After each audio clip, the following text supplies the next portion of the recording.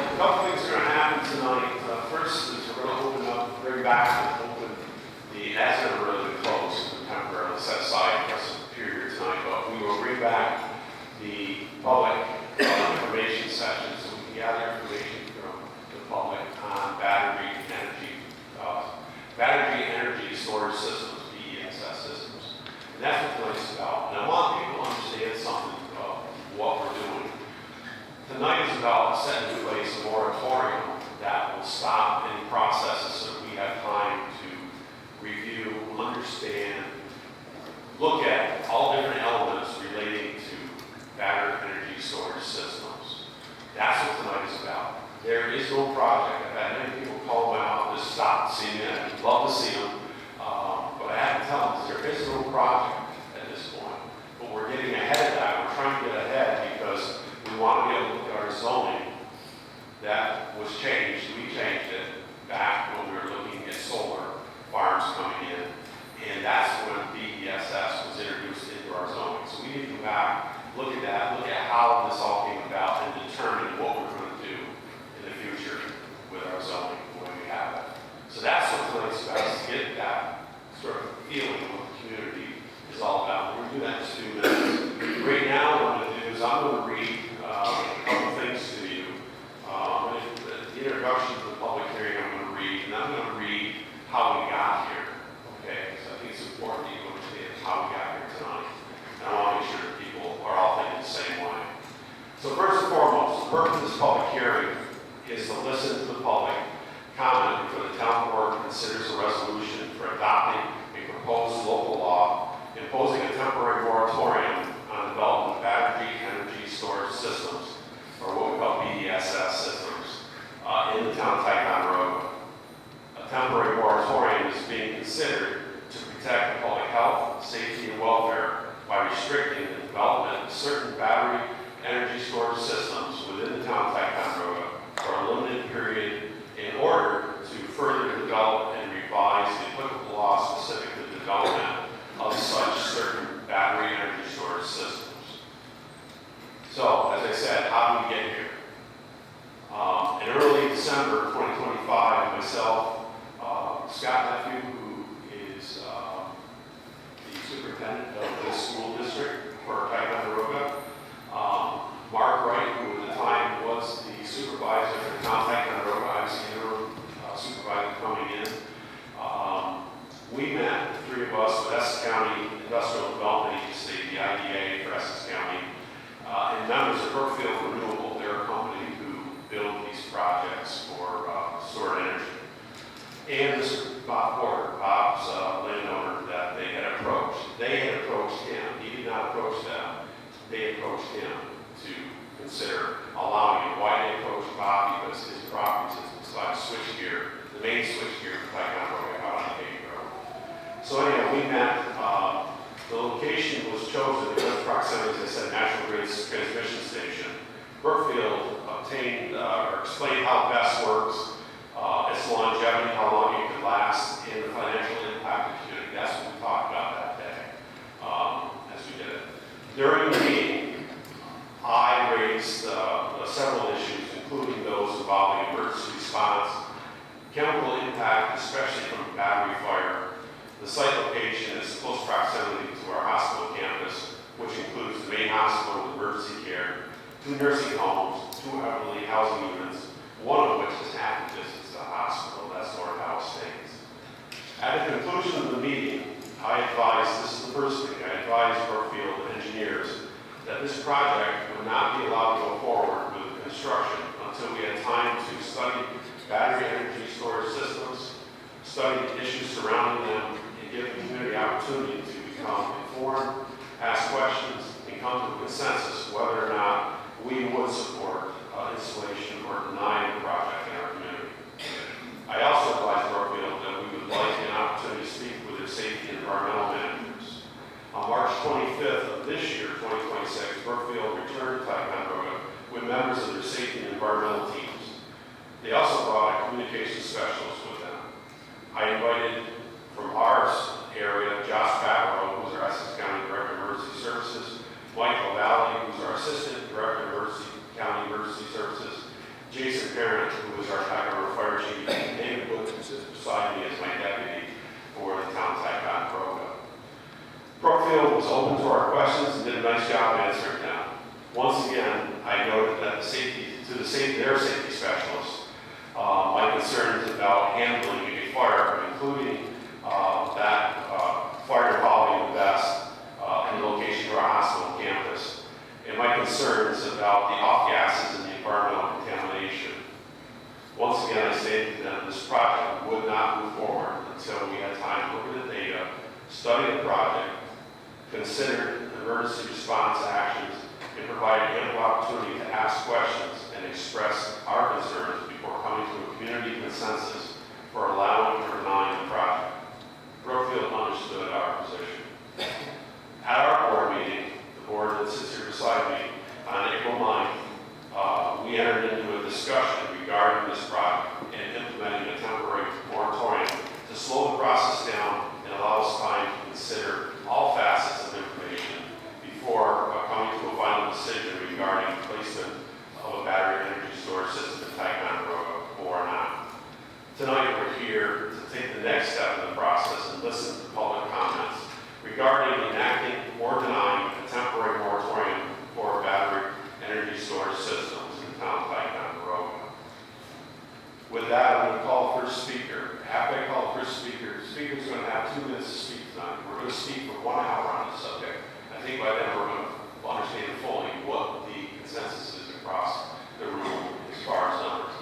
And I may even ask for a vote. That's well within my realm, and I may ask that question. So please, be considerate, be respectful of each other, listen, let's learn something together.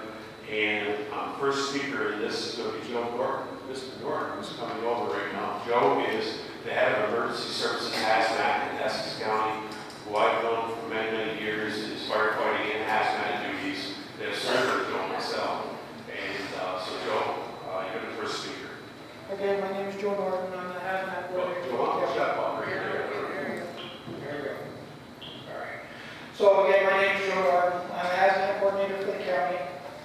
Jim asked me to come down and speak to everybody. Again, we have 2 minutes, so I can't get through everything. But I will tell you, I've been looking through everything for the last 6 months as this stuff has been going on. I've spoken in Willsboro, I've spoken in Crown Point, and now I'm here doing the same thing. This is the research over the last 6 months that I've been doing. A lot of people have had more time. My job is limited, so I only have a certain amount of time. But I do want to point out some of the dangers. Is this green energy? Absolutely. But it's green energy until something bad happens. Since 2011, there's been 105 BESS system fires. I talked to Jim about it earlier. We are looking at a couple of the bigger ones that took place because we're trying to see what the environmental impact is going to be from those fires. There's been magazines. I spoke this with a gentleman in Crown Point the other night. He was reading magazines, and it showed how it goes up into the clouds and it dissipates. It does not. It goes up into the clouds. It's heavy metals. It follows the cloud over how many miles it's going to stretch, and those metals are going to fall into the ground, into your streams, into your gardens, and everything, and it's going to pollute. So, I want to run through real quick on what the primary things are in the lithium-ion battery. Note that one of these BESS systems, one trailer, holds thousands of these batteries. When one starts to go, it heats up, and it goes, and it goes, and it goes, and it goes. These systems will burn for days. The fire departments will not put them out. They can't. So there's no amount of water that's going to put these out. They're going to protect the surroundings, and they're going to dump hundreds of thousands of gallons of water on that property for days. They're going to do wide-scale evacuations for days. Some of the acids that are in that lithium-ion battery is hydrogen fluoride. Hydrogen fluoride is one of the really bad ones. This will get into your bone marrow. There is no antidote. If it gets into your system, you're gonna die. Plain and simple. Hydrochloric acid, hydrofluoric acid, hydrogen cyanide. It's also composed of inorganics, carbon dioxide, carbon monoxide, anhydrous ammonia, sulfur dioxide, dimethyl carbonate, and ethyl methyl carbonate. In the hazmat world, ethyl methyl carbonate is ethyl methyl death. There is three main volatile organic compounds: ethylene, acetylene, and methanol. All gas products. There is one main carcinogen that's in a lithium-ion battery, and that's formaldehyde. There's nothing in a lithium-ion battery that's good for you. Whether it's in your phone, a battery energy storage system, a scooter, a car, it doesn't matter. Again, if one of these catches on fire, it's going to be days. We had a car fire on the Northway. It was a Cadillac. Hit the guardrail, caught on fire. It burned for almost 5 hours. Closed the Northway down for 5 hours. Took 40,000 gallons of water to put it out, enough to put it on a rollback. It was brought to the state DOT building, and it got buried in a snowbank, so it didn't reignite. That's a car. 40,000 gallons of water, 10 fire departments, and dozens of personnel, volunteers. Left work, left their families, left everything. Again, this is all new to us. This is just 6 months of research. I got a lot more to go. I thank you for letting me speak. Again, it's good energy until something goes bad. Thank you, Joe.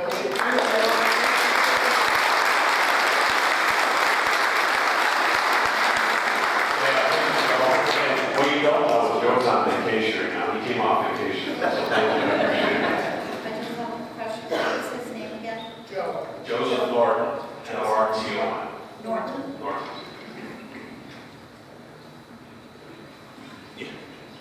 Okay, I'm going to start being poked now because of time on this, but I want Joe to be able to, get his cross. He is our hazmat coordinator, so I'll make sure he has time. So now we're going to allow our first speakers up. We're going to allow 2 minutes each. If I cut it on you, I apologize up front, but obviously 2 minutes. I want to get as many people to speak as possible in the next hour. And so we will allow people to come up and stand behind each other and come to the mic and speak. If you would, when you get to the microphone, please give your name and if you spell it. I'm sure the paper would want you to spell it, for them. That we appreciate that. Okay, come on, if you'd like to speak. Hello, I'm Steve True. This is Mark Nickerson. We live at 15 Valley Drive, directly across from the proposed site. We have concerns about how this will affect our health. We have concerns about our only manner of egress is to drive towards this proposed facility if there is a situation. We are concerned about what this will do to our property value. We're also concerned about what this could do to our homeowners insurance, having this potential facility here. I question the board, to what is the reason why we need this battery storage facility? If there's a need to update the grid, I think that Dutch and land on National Grid, we shouldn't be looking for these quick, easy, green energy, solutions for this. Why is the community carrying this burden? It makes no sense to me. A little back history for me. I work for the past few decades. I've worked on multiple solar projects, turbines, data centers, all up and down the East Coast. We don't want this in our community. It's not what we want. This is the Adirondacks. This is forever wild. That's right.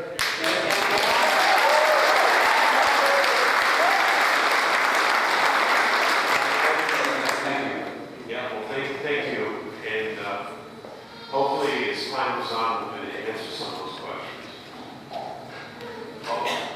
My name is Jane Givens, that's H-A-V-E-N-S. My maiden name is Reno. I live in the town of Kingsbury, and I'm a partner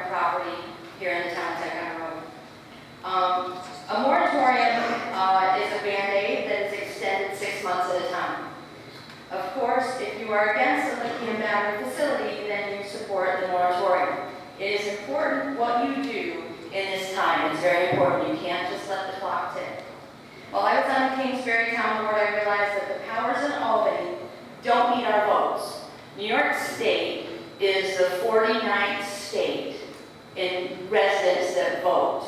In the village of Hudson Falls, there are 3,952 voters. In the last election, 70 voted. So the city doesn't affect what we do up here. We do. Our indifference to it is what affects it. So Albany doesn't need our votes for all of those people to stay in power, but they do need our resources. And they're coming for them, town after town after town. And they want you to focus just on this project and don't look at the other one. That's what they did with the Hudson River. Don't look at the big picture, because then you'll realize what's really going on. So I think it's very important that local municipalities all through the Adirondacks and towns need to form a coalition to protect our way of life. We know what our way of life is. We know when things like COVID and different things come at us blindly, how it affects our life. We saw a lot of people run to the Adirondacks during COVID. You didn't see any of us run to the city. Technically, there is a project. So there is an intent. It's really semantics. There's a property, there's an owner, there's a suitor, and there's industrial projects that are happening right now. So thermal runaway is an uncontrollable self-heating chain reaction in a battery. It happens when the heat generated inside the battery exceeds the rate at which it can be safely released. As the heat rises, it triggers further chemical reactions, causing the temperature to spike in milliseconds and often resulting in a fire or explosion. In multi-cell batteries, vehicles, laptops, home storage, the biggest risk is thermal propagation. The extreme heat from one family cell can spread quickly to adjacent cells, igniting the entire battery pack. These fires are notoriously difficult to extinguish because the cathode material can release its own oxygen, making the fire self-sustaining. So it creates its own oxygen. We all know you can't put water on it because we've seen enough vehicle fires. There was a man on, I think it was 149, lost his whole truck to some DeWalt batteries. So there are, if you look up and research, there are facilities, battery facilities, since 2019 that have had these fires.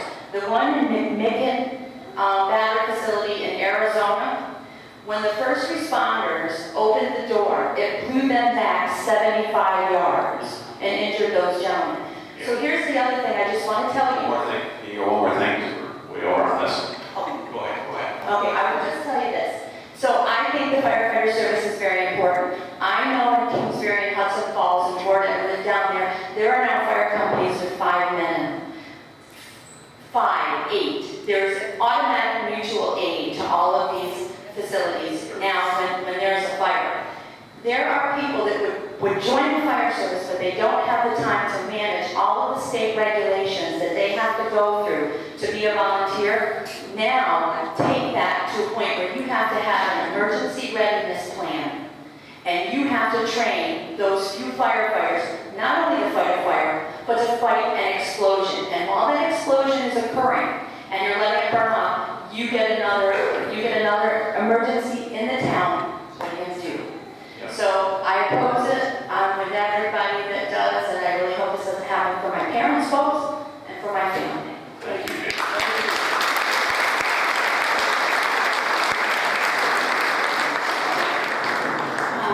Hi, my name is Lori Messing.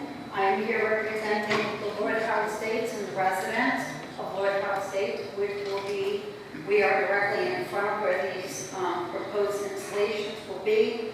As we know, the Adirondack Park is I'm also a member of the Mariah News Channel. I kind of wrote a correspondent. So I'm here covering for Tommy Dallas. As we know, the Adirondack Park is the largest, most beautiful state park in the contiguous United States, home of the high peaks and beautiful lakes, rivers, streams, rolling fields, green grass and wildlife, quaint historic towns and villages. 45% of its land is state-owned, which is untouchable. 55% is privately owned. Okay, that means that these green energy companies can buy or lease any part of the 55% that is privately owned, if offered.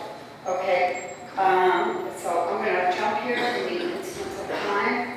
That means that the so-called green energy companies can buy or lease, oh, wait a minute, holy cow. Okay. So we're gonna go here. We need to know what the evacuation plan is. I know we haven't gotten that far, but we need to know it, okay? If these things do go on fire, it is a 30-mile, if not more radius, okay? We don't have an evacuation facility here, and we would need that. The location is prime because it's right behind senior and disabled apartments. It is directly behind the hospital, which in the event of a fire, which will happen, we will need to evacuate out Lord Howe, the hospital, the Elwood Community Moses Circle, the high school, the surrounding, within 30 miles, we would need to evacuate that. Where are we going to put them? And that would be Ticonderoga without a emergency system, okay? So my question is, where's the EPA? Where's the APA? Where's the DEC? Okay, is this good for a community? I say no. Within our Adirondack Park, we are already becoming known as a rolling field of solar panels that do absolutely nothing, zero for us. And in 15 to 20 years we will have our children and grandchildren. Your time is running. Go ahead. Okay, Make fun who of will it. be walking in dying fields of solar junk and dead grass because the fumes and the gases will have destroyed the fields of grass and the waters, and our towns will become known as forgotten cyber experiments. And I do not believe that there is a single person in here that wants that legacy to be left with their children.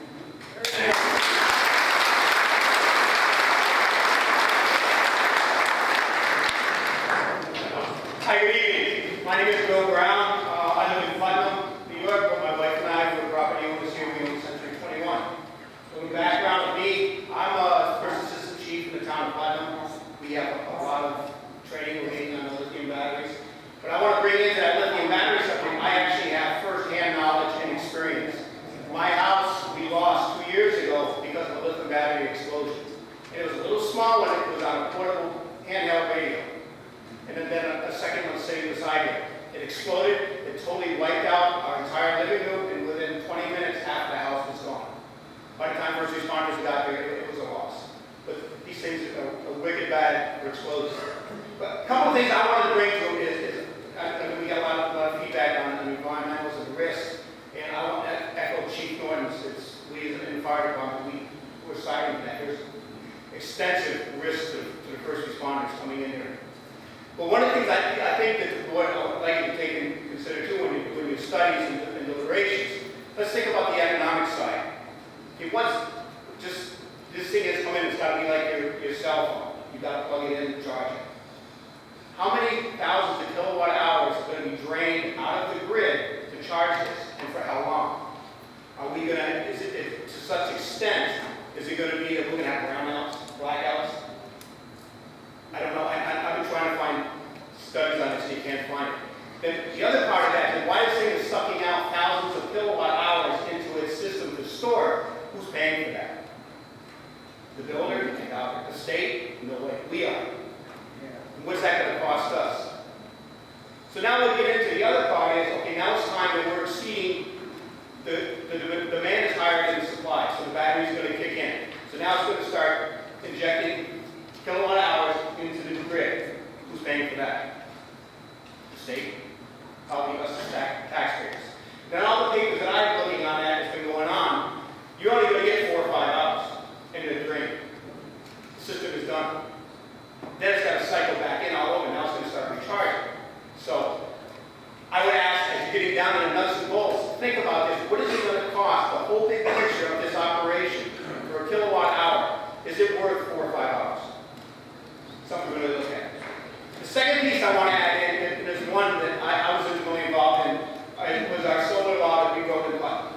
And this solar law can actually apply to any of these green projects. The biggest thing that we got into, and I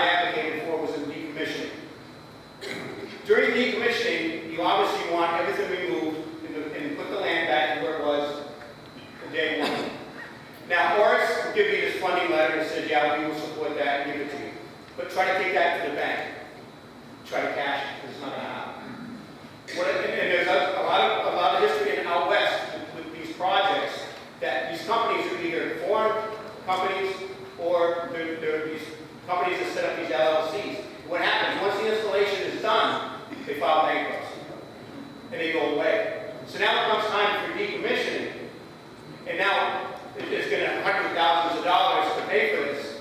Who's it going to fall on? The landlord, because that's why they don't buy the land, they lease it. But obviously, the landlord can't afford this, so where's the next step? The town. The municipality is going to pay for this. What we did in Putnam is we put into it that they have to come in order to get to the planning board, they have to have a decommissioning plan. I'll talk about that one more time. And part of that is they have to come up with an estimate of decommissioning. So if it's, say it's $300,000, before they can put a shovel in the ground, they have to give the town $300,000 to put in escrow. So at time of decommissioning, if they're there, they come in and clean it up, the money's there. If it's not, they flying off to somewhere, God knows, we got the $300,000. And that safeguards the town of Putnam and its environment. So I hope we think about it, and there's a lot to on this subject. Thank you, Bill.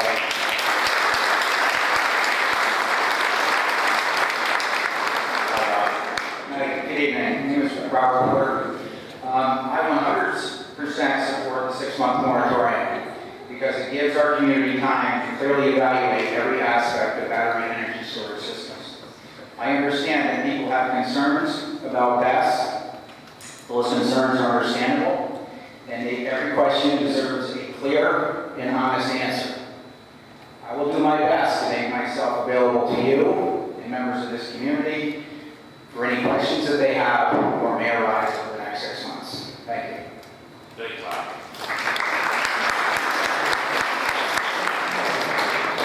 Hi, I'm Angela Brown, and I'm the broker of Century 21 Adirondack. And my office is right down the street from the land that Mr. Porter owns. And yes, I lost my house and everything we owned to a lithium battery. And I had to drive into my driveway and see my whole house burned down, and we had nothing, absolutely nothing. And I don't want to see that happen in our community where we see this. And Mr. Porter, I don't want to see everyone just walk, and we have, like, the nursing home is there, and this devastates our community. You don't know what it feels like to lose everything you have, where you have to search for your son's ashes and your father's ashes. You have no idea what this feels like to lose everything you have, okay? No money is worth it. Our community is not worth it. And yes, this is an emotional thing for us, okay? But it's an emotional thing for our whole community. We have to protect what we have here. Thank you.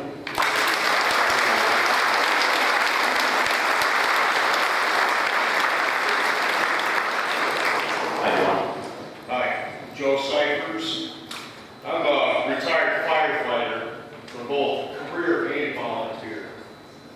And I can tell you right now, from the career side, in my department, there's no way we can handle this. We have foam to surround and drown and keep heated and all that stuff, but there's no way. But my question is this: when did the permit process start?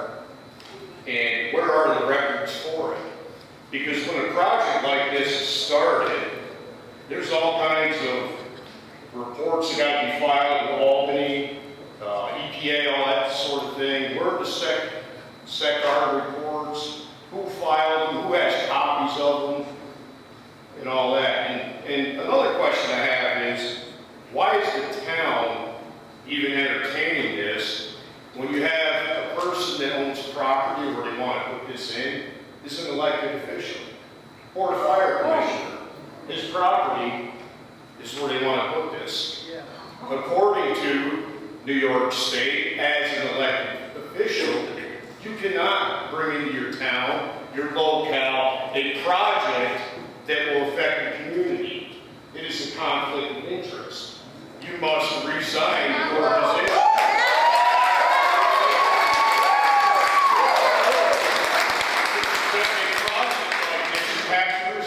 position. Or you or your family or dependents cannot put a project like this in place.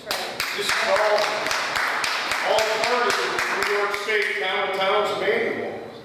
It's online, everybody can read it. We have a planning board in the town. The person that we pay for their training every year should have known this to start with. So personally, this project should have went file 13 the minute it came in the door and not even been entertained. The other question I have is, after the moratorium in Albany says, guess what? We're doing this anyway because we're all about green energy. It's a home rule state, but where does that go? How long? It's going to go to the Supreme Court with appeals. The person's property, the property owner's going to appeal it. Why? It's all about money. That's fine. Is that person, when they deal with this company, going to fund your fire department, your EMS, wherever you are, the police department, the emergency department? Probably not. So when all the injuries come in, what are they going to do? Take the money and run. And we're going to be left with properties with zero value, land you can't till for crops or whatever, and a big hole in the Adirondack Park.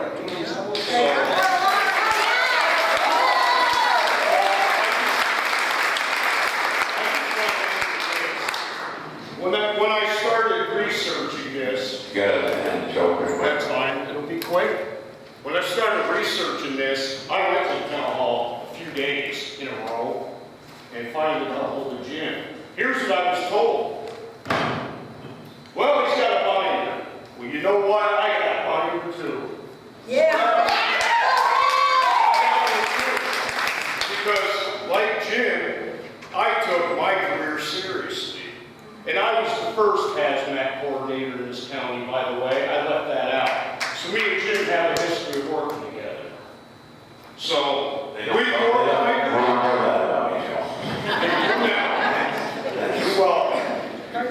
So I take my binder as serious as Jim does, and I wish I had brought it to your town clerk the other day and told me you had a binder. Well, here it is. And I'll gladly sit down with any fireman, EMS cop in this town to watch them prepare training on hazmat.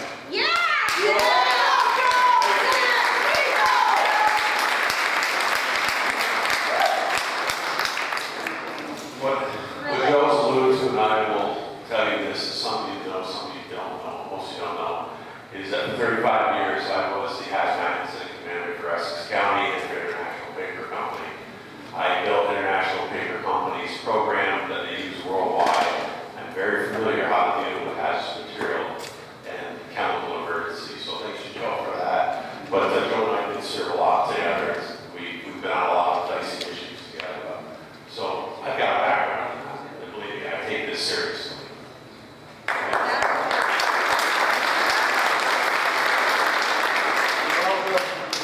My name is Susan Tubbs, and I'm not going to repeat everything. Everybody's given a great presentation and a great understanding of what we're facing. Along with that, it just is the dangers of what's been proposed for so many to this town. It could just be the tip of the destruction that it would bring. So I had a thought regarding the moratorium that's been proposed. 3 little letters would take care of everything. B-A-N instead of moratorium.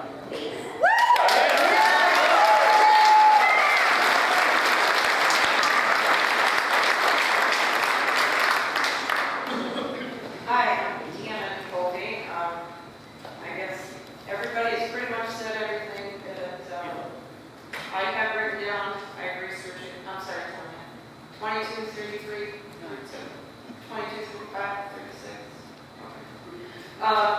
I myself, like others in the room that have spoke and are probably speaking, I have 23 years as firefighting experience. I know the dangers. I've been firsthand of these lithium battery ion fires. Not sure if you're aware of the NFPA standards 855 that now require large-scale fire testing, the UL 95408 testing for fire hazards and explosions, demonstrating that it can withstand and contain these fires. I'm telling you, it's no joke. You don't want to be firsthand. I'm sure, I don't know where the other gentlemen are, but I'm sure they can tell you as well. Someone spoke about your thermal runaway propagination prevention.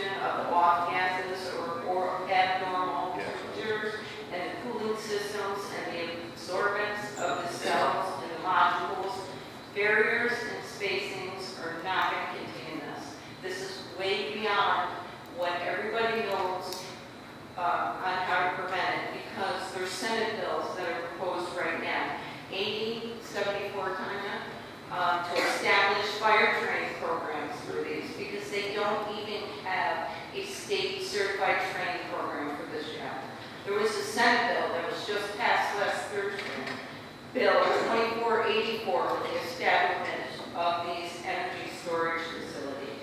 And I look at this, and people are saying, where do we get the applications? Where do we do this? I have an application that was filed with the APA going back to August of 2025. And interestingly enough, when they sent it out, they redacted the property owner's information. August of 2025, and we're just hearing about this now. We're just hearing about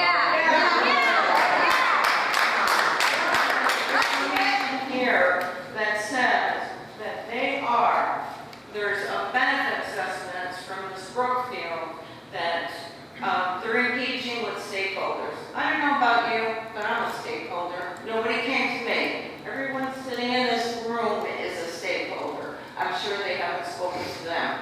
But you know what? They also say they benefit disadvantaged communities. That's what this company is looking at Ticonderoga as. Is a disadvantaged community. And we're not disadvantaged.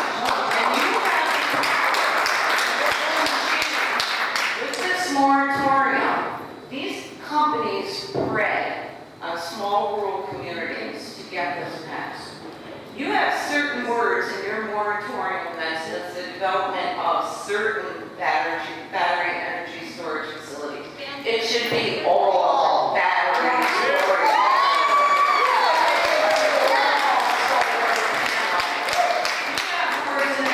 Tier 1 and Tier 2. I don't know if you answer questions, but can you tell everybody what a Tier 1 and Tier 2 facility is that's planned in this? Because you need to reword this moratorium, and instead of doing the moratorium, just say no.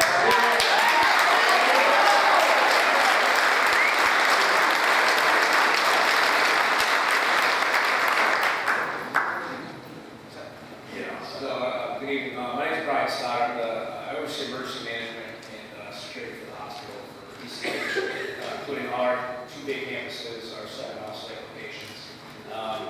Aside from that, I'm also a state fire instructor, so I spent some time. One of the classes I teach is an alternative fuel vehicle class, so I have a little bit of my purpose of being here tonight is just concerns from the hospital side of things.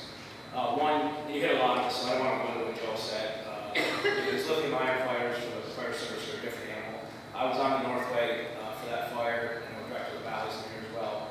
We put 42,000 gallons of water on the ground. We were there for 4.5 hours. Tactic-wise, the best thing we could have done is let that thing burn. We probably would cut our time down a little bit.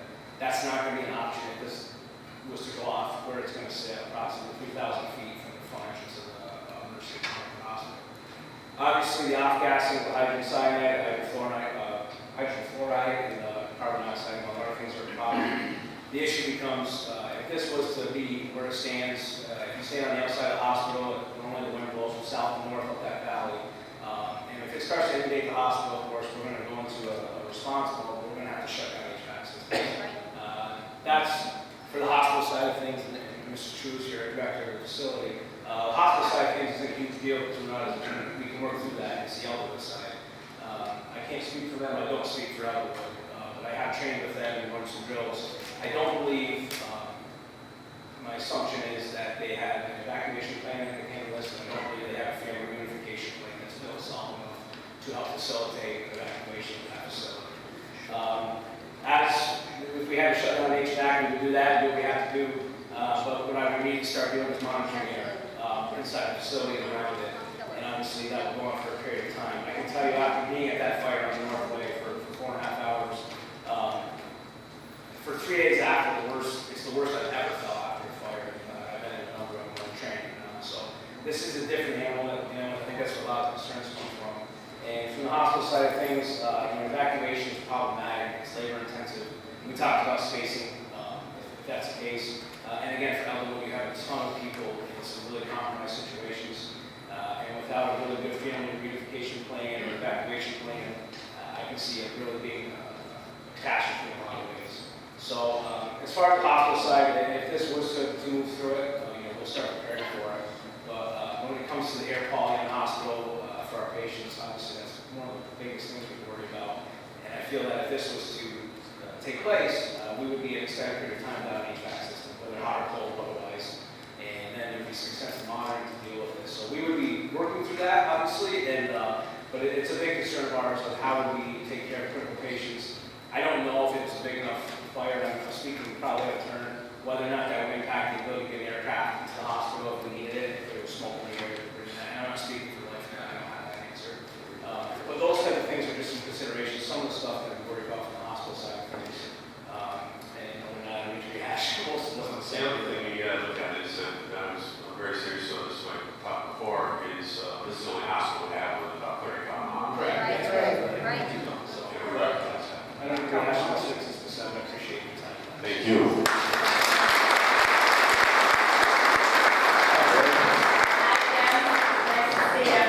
Everybody, thank you for coming. I appreciate it. As a reporter, I'm sorry to put you in the hot seat today, but they chose your land. They chose you to be the person, and I do applaud you for coming out not once but twice. I know I kind of have my foot on your neck, and it's not anything personal. I want you to know that. I want you to know my concern for our town, for our community, for each and every one of you. Okay? And I'm sorry. This is something that we really, really, really, really need to deep dive into. Because when they talk about 1-tier systems, 2-tier systems, 3-tier systems, I've done more homework on this than I've ever done inside this building of 4 years. I could write a thesis paper for days, but I try to sum it up because I am a cosmetologist. I am not an environmentalist. I am not a conservationist, but I do have common sense.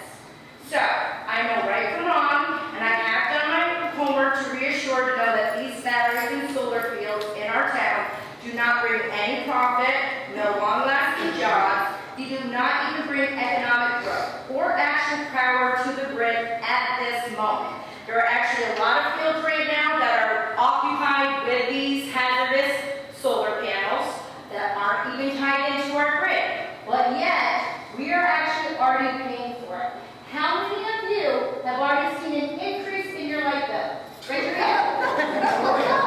That's it? Nobody else? Nobody else? Okay. Well, I know that some just automatically pay it, but some of us still go paper because we have the mill here and we need the paper. So, that being said, it is showing up on our light bills day in and day out. All this is going to do is give us maybe 5 hours of extra standalone power. That is not enough time, nor do we have enough data to even show what the ramifications of the environmental factors are going to be. It's not if, it's when. And when one of these solar fields or this lithium battery catches on fire, what do? What is our evacuation plan, as everybody said? Because the problem is this. We have how many routes out, and then they will all be congested, and we have a very small window in order to get out. There's not enough time. I'm not a rocket scientist, I'm a cosmetologist. This company, Ores, who oversees all this green energy that they say is green, is not. All it is a land grab and a cash grab on the farmers and the people's back who are strapped. We have a high enough cancer rate in this area, and we do not have federal or state data to even say what the long-term effects would be if there ever was a fire or an explosion. I live 1 mile from the said site, and that wind blows west to east. I sit on my front porch and close to that valley, so my house is right in that trajectory of where that would be burning, along with everybody else. Okay. So, where is the said evacuation site located for all of these residents? Who is responsible for the cleanup afterwards? What will it do to the soil once it is contaminated? Because I know in history when Chernobyl came through, the only thing Ukraine could do was plant sunflowers because they are the only plant that literally can remove all the toxic metals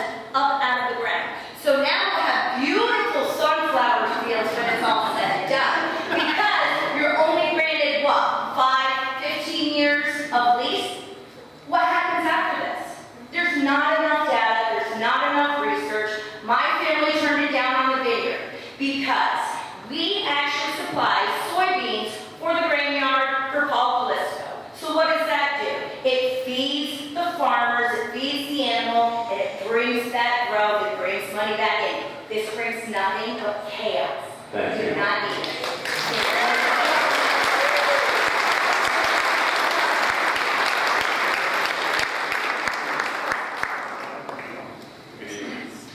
Hi, my name is Sandy Foley. I work in agritourism and I'm an innkeeper and an artist down in Putnam.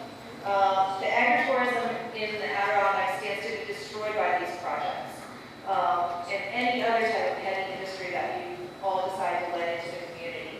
I moved from southeast Ohio, where the pumped municipal water is no longer fit for showering, cooking, drinking, or even watering livestock. Being over EPA limits in Teflon byproducts, which are C8 and several other water pollutants from heavy industry, hazardous waste, injection, natural gas fracking, fossil fuel cracking, and military essentials, heavy metal refining, smelting, and what have you. Even where these sites are safe, they pollute. And they too regularly catch fire, and there are no fire services, even outside of 3 major cities in southeast Ohio, to contain these fires. When those factories and those installations catch fire, they burn to the ground with a smoke column miles and miles wide for more than a month. That's not what we want in Ticonderoga. That's not what we want in the Adirondacks. I'm also an environmental health sciences grad, and I know that the false claim of safety is standardized in the industry. It's one of the most corrupt jobs that a person can have, because your job every day in and day out, is to lie to your employees, lie to your owner-operator, your managers, and lie to the state and lie to the federal government about any risks that may exist. And I don't think that the lithium batteries are any exception at all. Your moratorium looks fine, but based on my experience, you need to do more. You need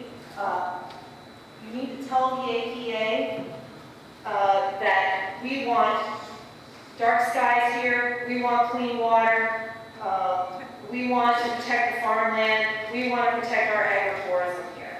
And consider, as everyone else has said, a ban on all this new gray infrastructure that can cause this type of harm. Set a square foot minimum, square foot maximum, whatever, on this type of stuff.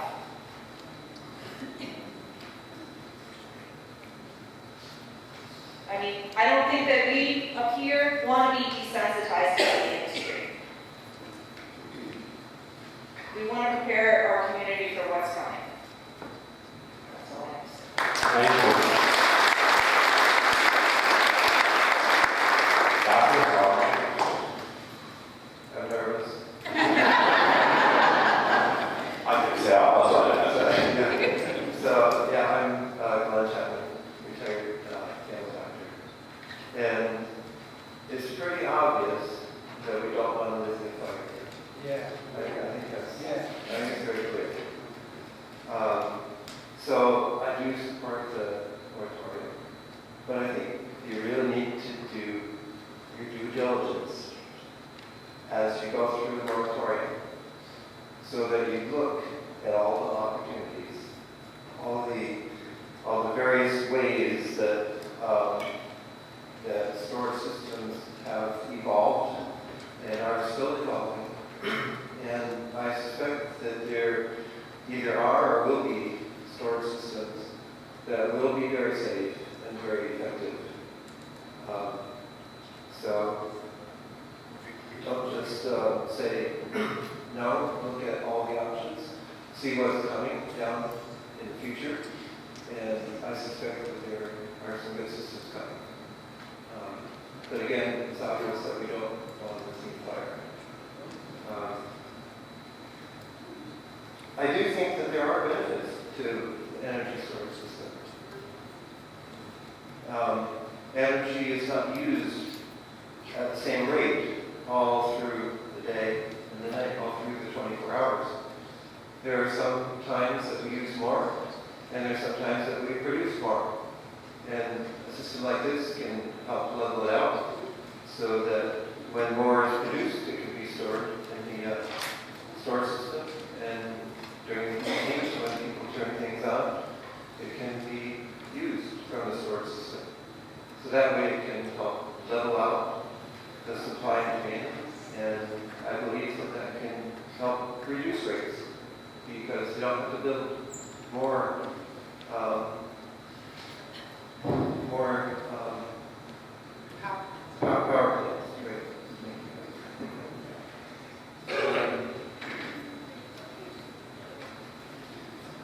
I think that's all I need to say. Thank you, Doctor.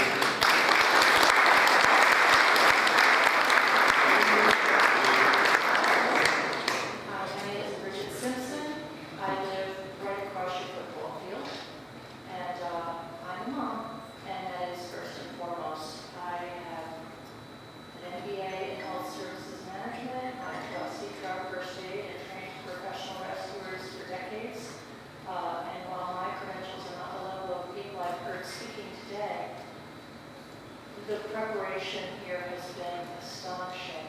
This issue is relatively new on my radar, sadly, but it's been a tremendous opportunity to hear what people have said and learned and shared. Thank you so much for all the shared knowledge this evening. What sounds like a really great idea to have storage and everything, I have to say, I have a small house. I try to really limit what I store, and I think very carefully about what I'm storing and why we need storage of any kind always. I'm a little OCD on that. But my light bill has not gone up tremendously, but I don't use a lot of power, and I use everything extremely carefully. And one thing that when we talk about storage of power and how much is used, I'm curious as to how much is used by individuals relative to last year, the year before, 5 years ago, 10 years ago. Why do we need the storage in the first place? And I'm not saying we don't need storage, but I do want it to be very carefully considered without just saying, oh, well, we can do this. It's great. I recently got a laptop, and I thought it came with a certain amount of storage. I didn't realize that that storage was not within the device I had, although I specified that I wanted a self-contained storage unit where I could check email, download it, and have it handy when I was offline camping someplace. I figured that meant everything was downloaded and I could erase it from the cloud, which is not a cloud, it's a data center. And everything is stored.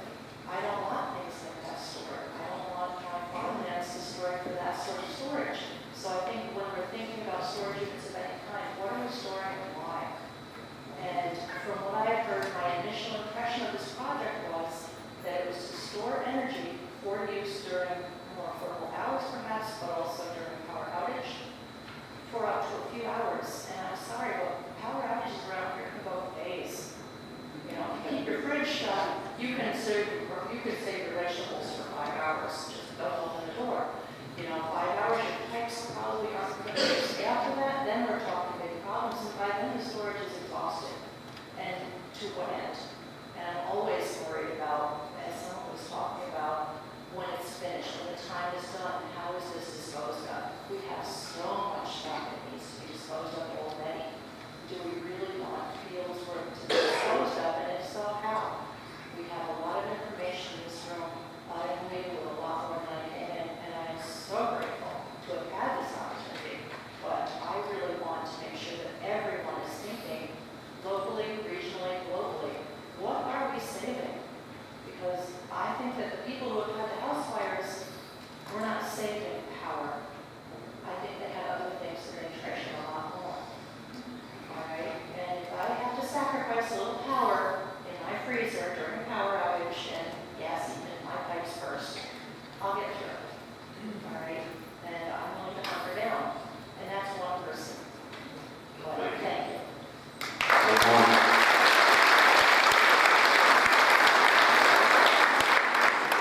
Good evening. Hi, my name is Kayla Whitford. I'm a little nervous standing out here. Oh, don't be nervous. Debating on it if I wanted to, but kind of following up. I'm just a mom. I'm a new mom, not just. And I know I get emotional now, but I'm here to represent the youngest members of this community, the newest, precious, voiceless generation that is going to be brought up in this town. And and I want you to see this beautiful. Beautiful.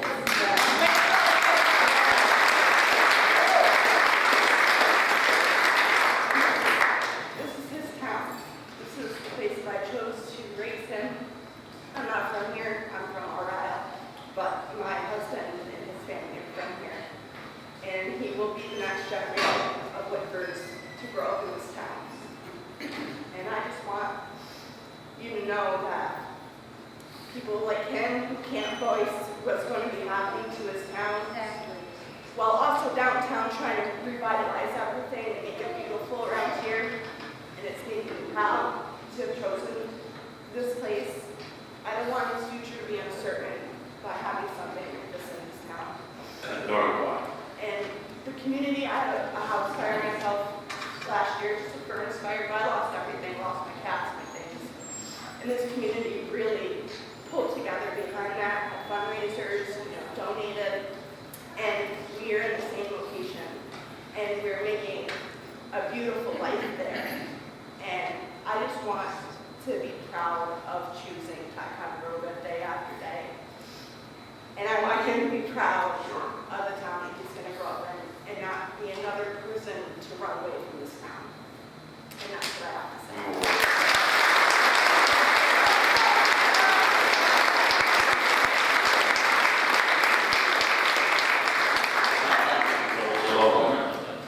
Steve Patnell from Portage. First of all, I want to thank all the responders and our firemen and our police station because we've got to always think about them. We should really be thinking about the hospital and the local people. Well, devastations.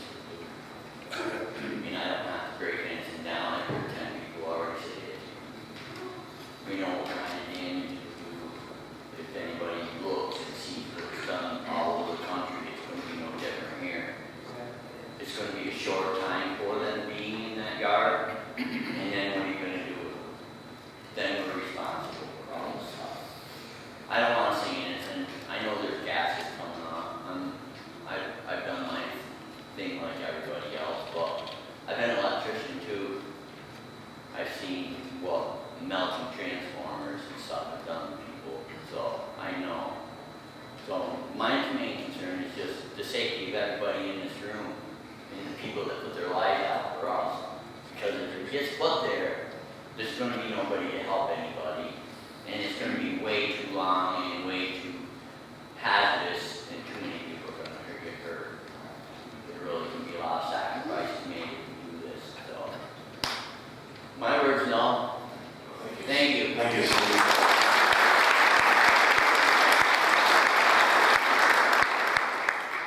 I debated whether, my name is Ross Kelly. I debated whether or not I should come up here because everybody in the room has said everything that needs to be said, but I'll give you another perspective. I was on the hospital board for 15 years. Prior member, we just shut down the ILH police money to the board in 2026 because it's now Fairview Town.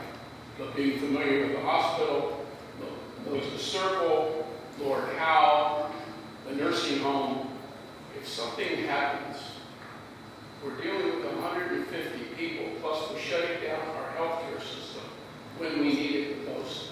Yes. This is a critical access hospital to start with. Dr. Chapman and I were both on the board at the same time. This is all we have for 35 to 40 miles. So I'm speaking to you, to your conscience, and to your judgment as you make a decision about this in the future for whoever the decision makers are. I'm shocked that the APA is in the center of this, running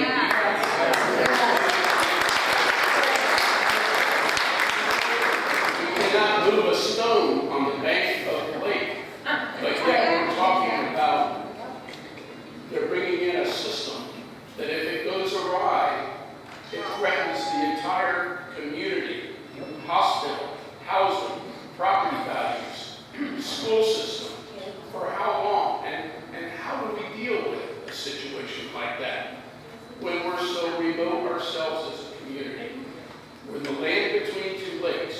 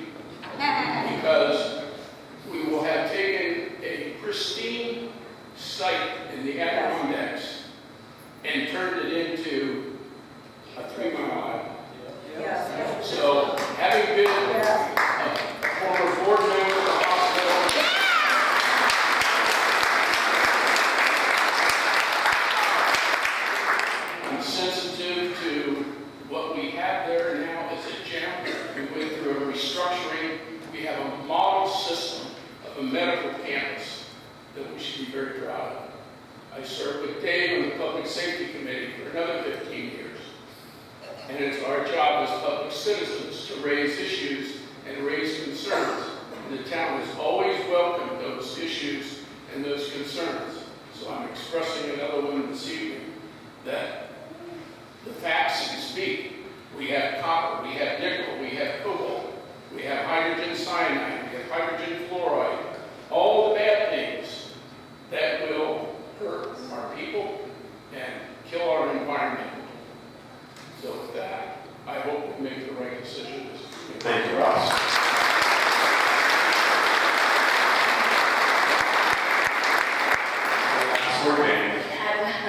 Somebody can jump behind me, but I never said that everybody spoke. There's one other thing I'd just like everybody to think about. First, I want to tell you that Bob and I graduated in 1987. And he's one of my best friends. So this is very hard. But we grew up in a generation, thank God, that we were taught by great teachers about debate. I can remember our government class. And I can remember Earth Science when we weren't discussing Earth Science, we were discussing the events of the day. So I take this very seriously. And I come from two different directions. So I myself and my husband own 40 acres in the town of Kingsbury. We rent it to a local farm, and we receive $2,400 a year for it. Since 2015, solar has approached us millions of times. Various times. They are now up to $60,000. We refuse it every time.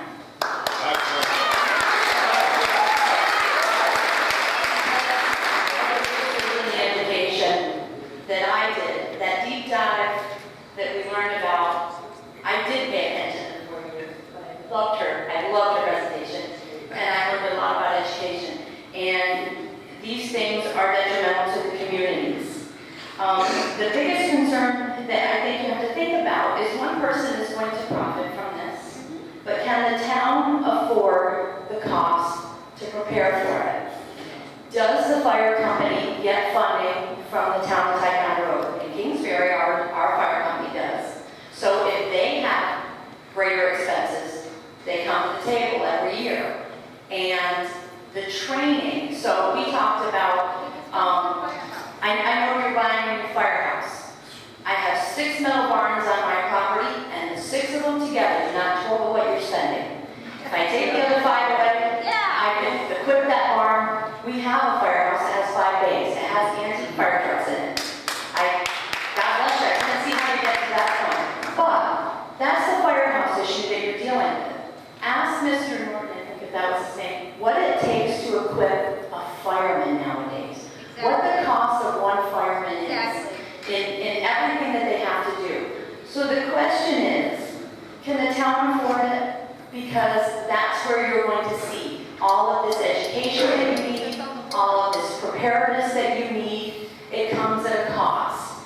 And I voted in the town of Kingsbury for that DC power because it was going to go next to our tracks in Kingsbury, and they were going to give us a lot of money. And at the time, I weighed the risk, and I fell to the greed of all the money. And then I drive up to see Mom and Dad, and I see what all of the communities were put through to put this through, and we will never reap the benefit at all, from Canada to New York City. Every time I come to talk, I wish I had told you.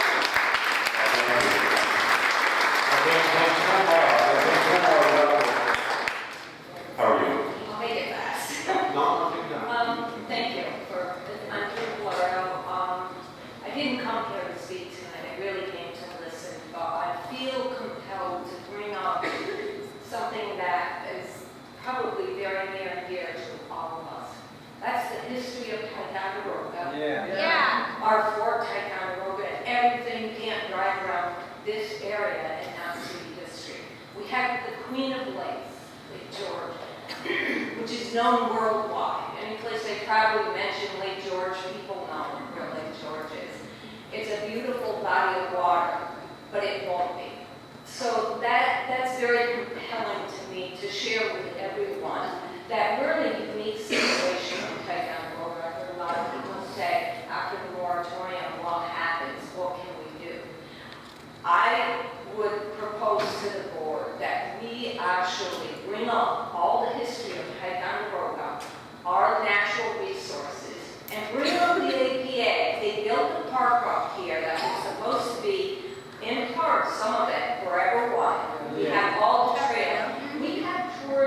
organize, and we have hotels and motels and bath tournaments because of our location. There may be a lot of other places they can put these storage units, but not here in Tycon Grove. They're asking to put it, I think, pretty close to Lord Bathel Valley, or it is there. We all agree that if something happens, God forbid, people are gone. Well, they're just gone. So the water systems and that, and whatever, it's all going to be contaminated. The people are contaminated.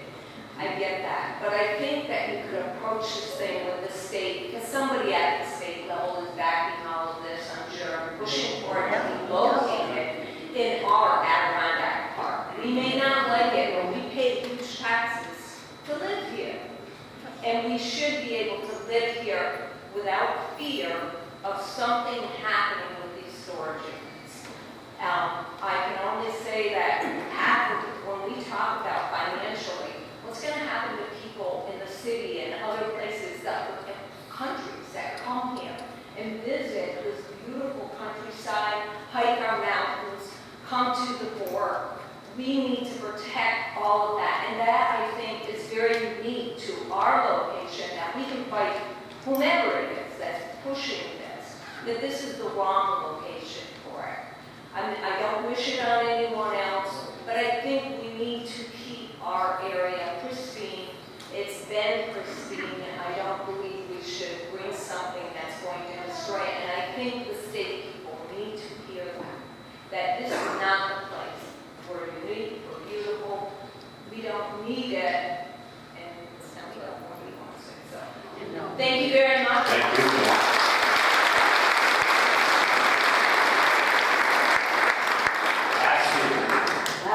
Okay. Hi, Gloria Messing once again from the Mariah News. There were several people who spoke that I did not get your names. So what I'm hoping to do is, I just want to put it out there, if you can stop by and see me, I'll be out in front. Please give me your names. If you have information or other people, like phone numbers that you can contact to get other information that might have been presented, I would really appreciate it to give that to Tommy Callis, who is our senior anchor at Mariah News Channel. And I also would like to say something that might be a little controversial. Bobby, I think that if people in the community wish to boycott, that's their choice. However, I don't think that throwing signs and, wanting to go past his business, okay, and destroy it is necessary. I absolutely do not think so. Let the man have his business, okay? We choose to boycott it, that's one thing. But to do destruction is totally another thing. And I don't think that that is what the community members here are all about. So, Bobby, I wish you great success with Winchell. I don't wish any, harm to either your customers or your employees. So I think that needed to be said because everybody was talking about other things, but they didn't address Bobby's business and his customers and his employees, who now most recently, are young kids from the high school. So we don't need to injure or harm them or his property. Thank you. Thank you.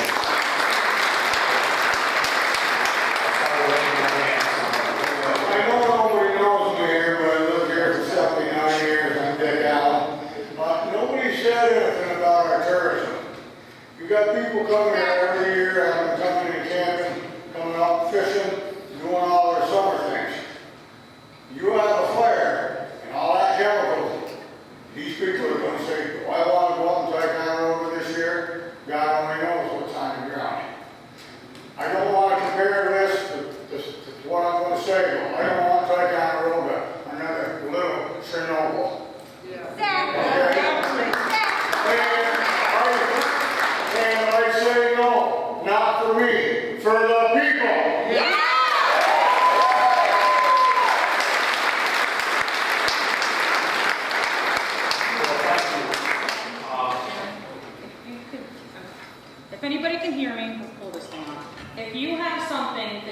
want me to put in the record that you read from, because I will in no way get everything that you said into the minutes. Please bring it up, leave it on the stage, and I will include it in the minutes, okay? If you've read anything from a paper, please bring it up and just leave it here for me. Email it to me. Okay, thank you. Now, we've heard a lot tonight, the last couple hours, for a little bit longer than normal.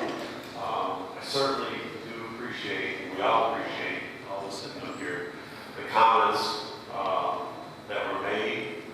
I appreciate the fact that I think that we got a pretty good consensus that this room, by show of hands, is in favor of moratorium.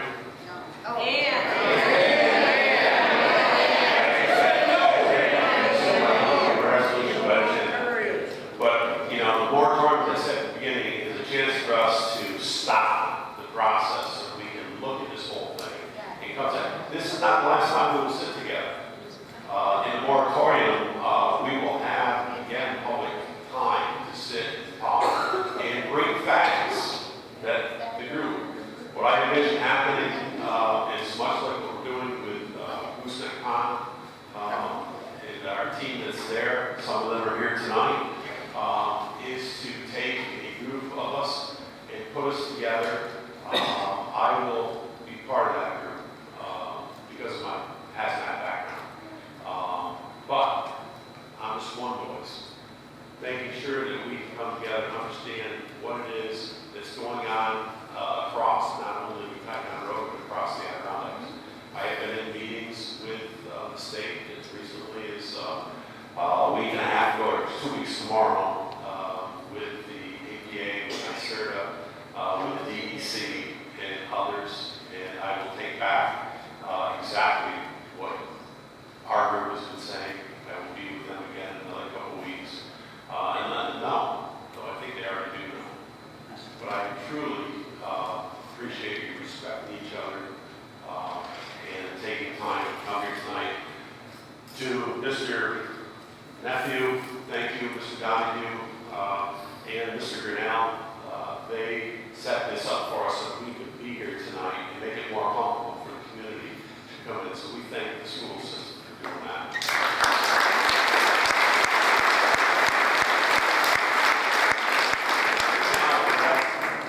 Any other comments from me? I'm going to close out this meeting on the public hearing, and then we're going to take a vote on resolution. Can I have someone accept closure? Second. Second. It's closed. Okay. So we have a resolution before the board, and the resolution reads as such. The resolution for adopting a proposed local law imposing a temporary moratorium on locating battery energy storage systems in the town of Ticonderoga. And this may be more than that before we're done. This is what starts the process. So with that, can I get a second? Laura, Dave. Any discussion based upon what we've heard here tonight? If anyone wants to say? I think we got a pretty clear understanding of this item. Time to do a roll call, please. Tom Thatcher. Yes. Dave Woods. Yes. Jim O'Brien. Yes. Laura Best. Keith Town. Yes. The resolution passes, and we will move this forward to stop any movement of battery energy systems coming into this town.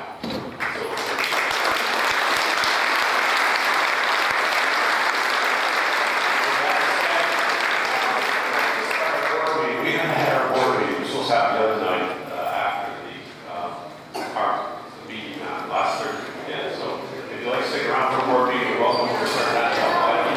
Thank you all for coming. Appreciate it.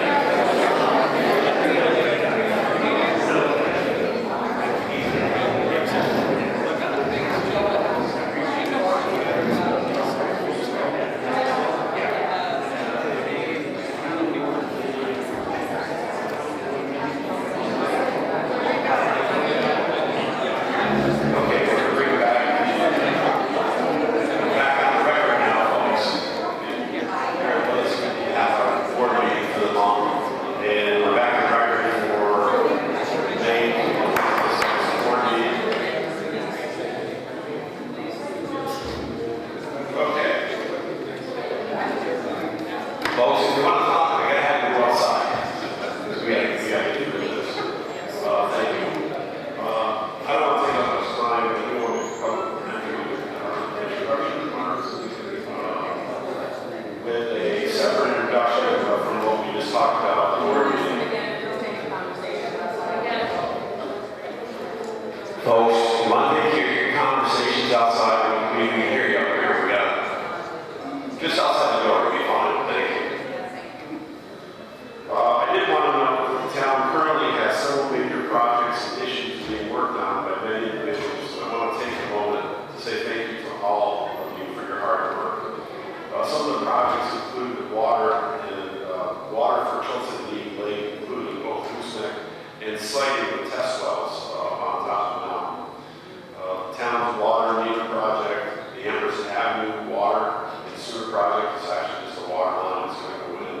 Our emergency response plan for stormwater outfall and our speeds permit, the airport expansion, the Little League Pavilion, the playground of the Little League, both those projects, DRI grant, and BESS, which we just talked about tonight, are just a few of the things currently require our time and our focus.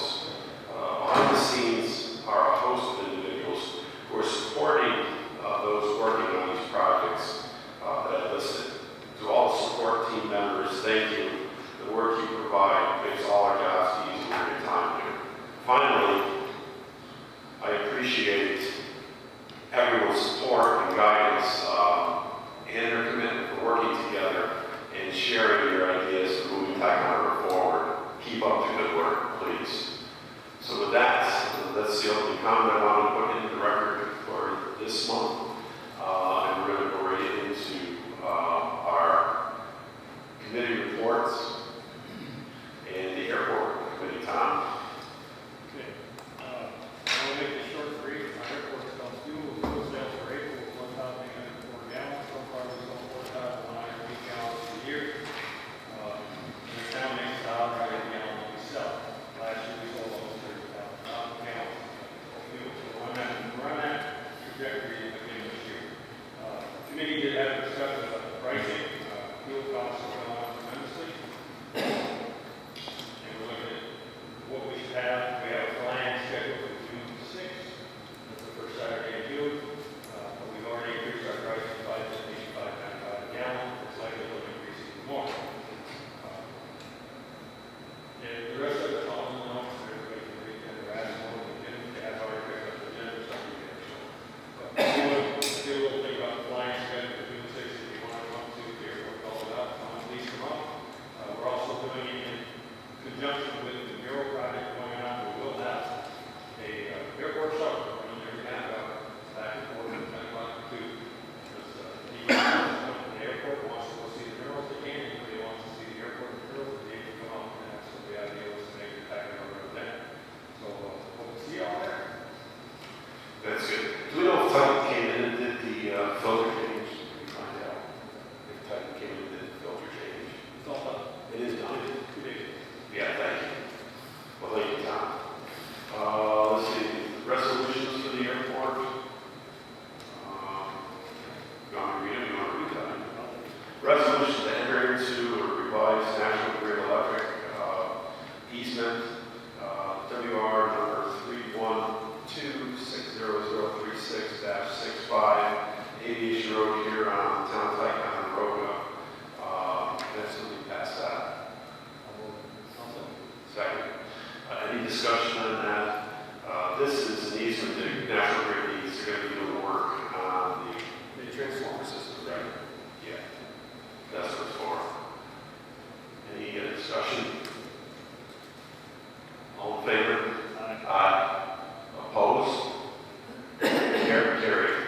And the second resolution is to award Real Construction Incorporated, Ticonderoga, New York, the Ticonderoga Municipal Airport apron expansion phase 1, and that's AIP number 3.36-0196-033-2024, parenthesis D, and that's the bid amount of $1,007,000. And that would be the west expansion. That's the west side.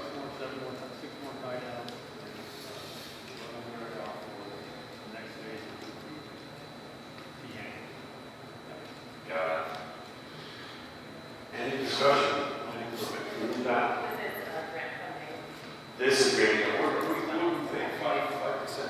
Anything, on anything in the airport, the FAA pays 95%, the town pays 2.5%, the town tax collector pays 2.5%. This is the best dollar we got when it comes to community development.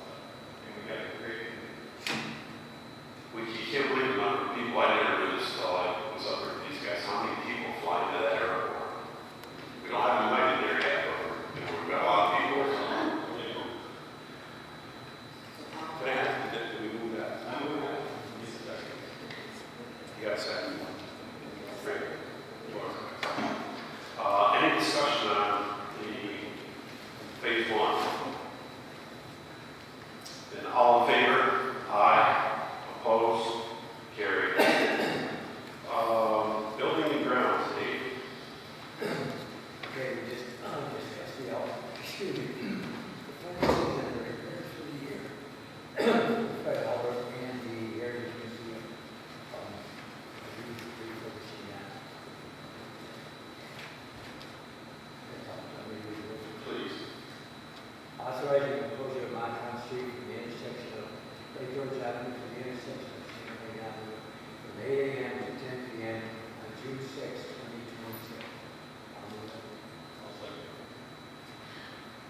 Discussion?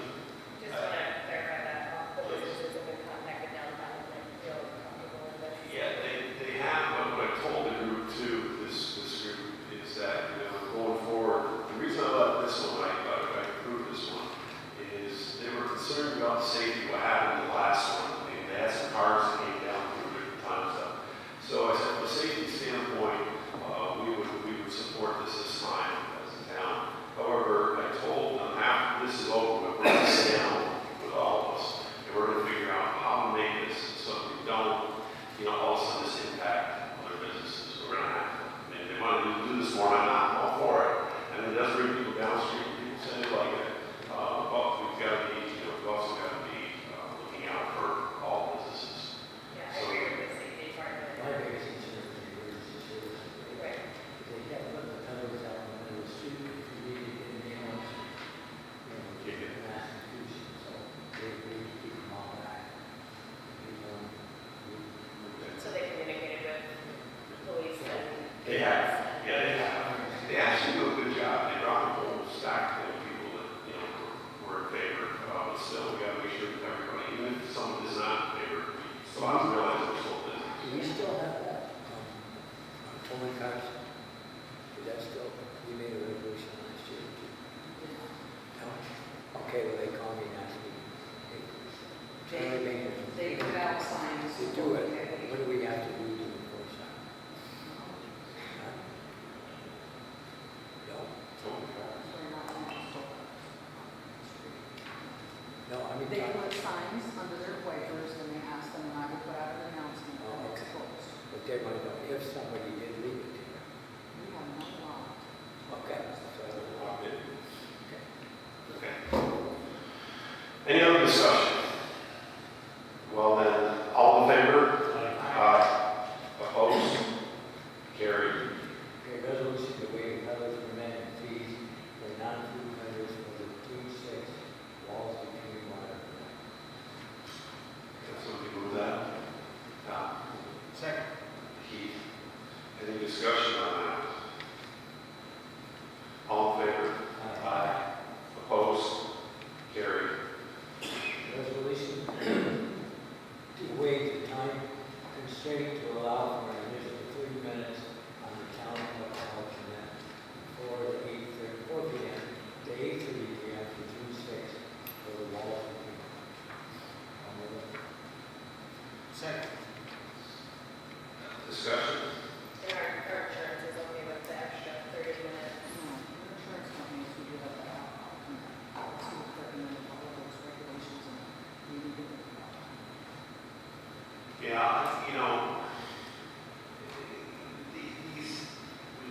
I guess I have to understand that means, I like a good beer with everybody, but when we're downtown like this and you're inviting people down there, it seems like we're having more of these gatherings where we had alcohol, something about. I don't know that, may just be me, but I think that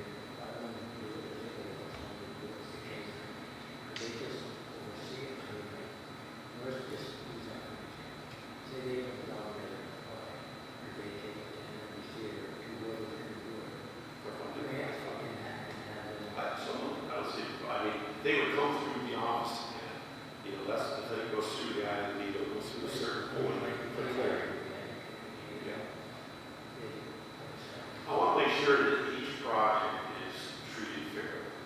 That's why it's coming through there. I don't know what projects that are going on, and I want to make sure that everybody's being treated fairly and timely.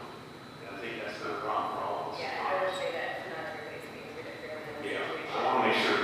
I think that going forward, if that's the expectation, we really need to reconsider who we pay for our grant writing, because as a board member, the normal process would be, we have this contract with grant writer, because our taxpayers are paying for that grant writer. As a board member, we should say, hey, I really want to look into this grant, what is the next step? It shouldn't have to be micromanaged by one person. What I think the problem is the contract is very important. I mean, it really does state that grants for the community, for girls in the community, so I mean, even our attorney said, And the first, this is our exactly attorney what did it their says. attorney, their attorney. So the attorneys can say what they want. I can tell you that. I didn't that crap. We got to look at this. It's got to be clear. It's got to be neater. It's spelled out. I mean, it's just us sitting down and go, okay, if they want to do it, we'll loan the future. If they don't, we'll have to go out and find something. Find someone else to write grants. But anyhow, I don't want to take any more time with that. I just want you to know that that's what's going on for now. However, if it gets to be a problem, we will revisit this. I think it is already a problem, we should revisit it pretty soon. Well, It's already. I'm gonna test this and then I'm gonna find out and then we'll move from there. But I don't want, if you're seeing something in your projects and you know, just tell me, let me know. Well, this playground is an example. Yeah, we can talk about it. We'll listen to it and you take that forward as a problem, if that's the case. Anything else? We have a part, we have a resolution, we brought the resolution. No, we have a resolution. I do have one more. We were talking about fixing signs. The sign over by Tractor Supply is temporarily been fixed. From my understanding, in the past, it's come from a Parks and Recreation budget. I'd like to consider maybe utilizing a different budget for that, just because Parks and Recreation doesn't cover it. Is that the big sign? The one that has like Walgreens and all this? No, at Tractor No, Supply. at Tractor Supply. Has National Grid. Pulling in the Tractor Supply. Yeah, Commerce Park over there, that's our sign.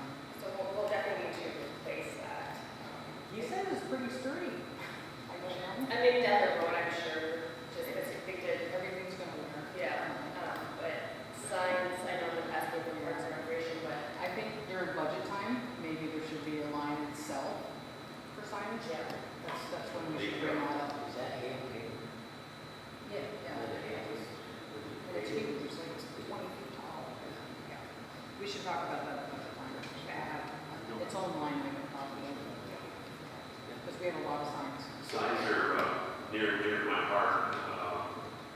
I do not like personally, this is me personally, the intersection area. If you take the standard route 7422 down to the intersection of McDonald's and go within a quarter of a mile around you, count the number of signs that are there. I think we've got basically sign pollution in that whole area. It's very, to me, it just detracts from the area. And so I've got a note to talk to New York State DOT. I noticed they were down there today working on straightening some signs up. I saw them out there on the bypass down by the hospital. I saw them.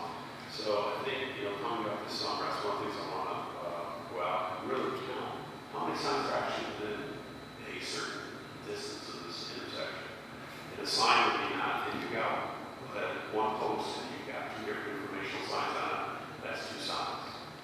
It just, we go through the next time, start counting and see it. And we got a little one here for this one, a little one here for this one, this one. It's just very distracting. It's just, it doesn't fit. So that's just my own pet peeve with signs. Anyhow, I think it's just when people pull into our town, it's like jumping. Okay. Now, we have economic development. We did have a meeting on economic development this past month. We talked to Keith, this Republican group, about projects and ideas that they've been working on. We also talked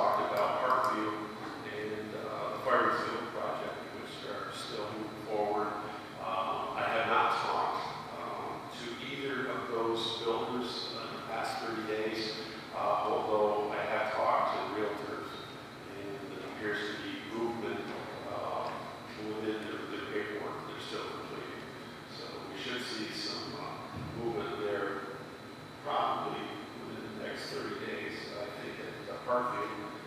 And then the farmer's field is due mid to, I think, probably the late August. It's going to see. I've got some things I have to do there with them, with water outfalls and it's manifold. So I need to be contracted with them shortly. It's a bridge station. No, the bridge will start, actually, I talked to Jim Newton of the county. Jim Newton, who knows the public works superintendent for Essex County. And Essex County is responsible for bridges. And we're getting ready this next year. We will be taking out the bridge over the Shoe River at the, on Mount Street next year. Next year. It'll start probably, we anticipate March. But Jim's coming down. The details around my desk are very, very technical. The drawings are extremely technical because of how the bridge is basically up against, its abutments are up against buildings and things in the area that causes problems. So he's coming down so we can walk the project. And at that time, we'll know exactly when we're looking at for starting and how long it's going to be. We don't want the bridge project to go too long because it divides our town in half. And also we have to go up and around. And now, as Dave says, we got emergency vehicles that need to pass through quickly because we have somebody who's in, especially the medical problem or a fire in the residence. And also we have to go up around to either Lake George or up to Burgoyne Road to get around the voids of the over the top of the chute. So that's coming. A little more about it once Jim's down here. We're planning on him coming down early next month. And we'll have all not only the engineering. Highway transfer station, David. And then to attach one resolution. To award the annual sand gravel cobblestone and other dirt bid to members on the project. Second. Any discussion? All in favor? Aye. Opposed? Carried. And we thank them for that. They do a great job for us. Municipal facilities, we're still doing anything with this facility at this point? Good. Tomorrow morning? Okay. I'll move through that off my computer.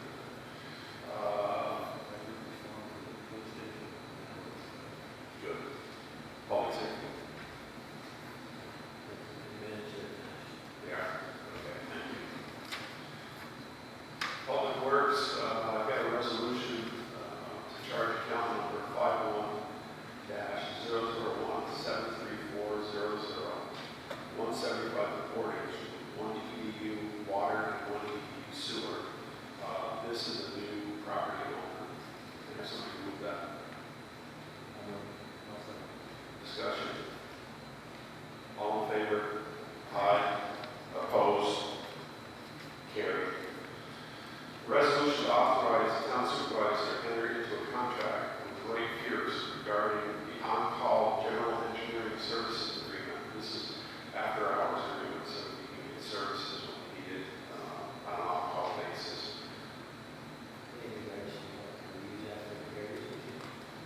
If this is what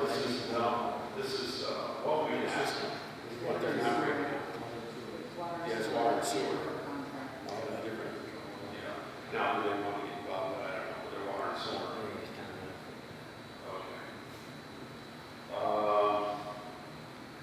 So this would be for the water and sewer after hours when we have emergencies, we need technical expertise with engineering.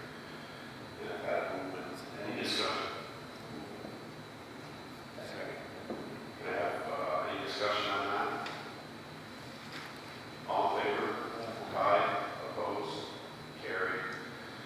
Resolution to designate James Ryan, supervisor, as a certifying officer for the environmental review process required under NEPA, National Environmental Policy Act, and the New York State Community Development Block Grant Program regarding the Amherst Avenue Water Project. What's going to happen is the water line on Amherst, right beside here, is in very, very poor shape. And it's caused a lot of problems. If you've driven down Amherst Lake, you'll notice there's actually some torn up positions in the asphalt where we've had damage this year. We're getting ready to do a major rebuild of that system down there. That's what this is about. So, can I have a second? Laura seconded. Any discussion? All in favor? Aye. Opposed? Carried. And as it says, there's a block grant work for a lot of work. Resolution to schedule a public hearing on June 11, 2026 at 6 p.m. for the community development block grant application involving replacement of water main along campus. So we'll have a public hearing on that block grant. And I have that move. So Keith, second. All in favor? Opposed? Carried. And then finally, resolution to schedule a public hearing to consider extending the Village Sewer District SS05 to include tax map parcel 150.66-2-6.000 at 59 Baldwin Road. And that is the property owner that had not been part of the system in the past, so they have a septic system that's starting to fail. They've asked if they can become part of the sewer district. And that accepted. Move it. Second, any discussion on that? I don't think It's not technical requirement. It's not technically an extension of the piping, it's the district included. Yeah, and we have room there still. Yeah. Still worried about it, not worried about it, still worried about it, they're not still property. Yeah. The body of the system. Any other discussion? Any questions? All in favor? Aye. Opposed? Carried. Human Services and Youth. So our summer program applications, have you gotten any in yet? Got one in today. So that starts July 6th, and we'll run through August 7th. We are fully staffed, so that's exciting. And Sam Duchenne is doing a really good job. It sounds like he's organizing the summer program. He does great with the after-school program. And I know he's been in contact with our staff at the bus garage for transportation, field trips. So we've got some different ideas in mind for different field trips for the kids. Okay. Very good. Glad to hear. Human Services. Mr. Down. The seniors had their very first meeting of the year on April 29th. The minutes are adjacently attached. The next meeting for the seniors will be the last Wednesday of this month, the 27th. Great. One thing that they brought up that meeting to us, I don't know, that I meant to ask Jim this, but we need, what, 3 handicap signs? Oh, yeah, we need to check on just. I can check right on one day, and I think, you know,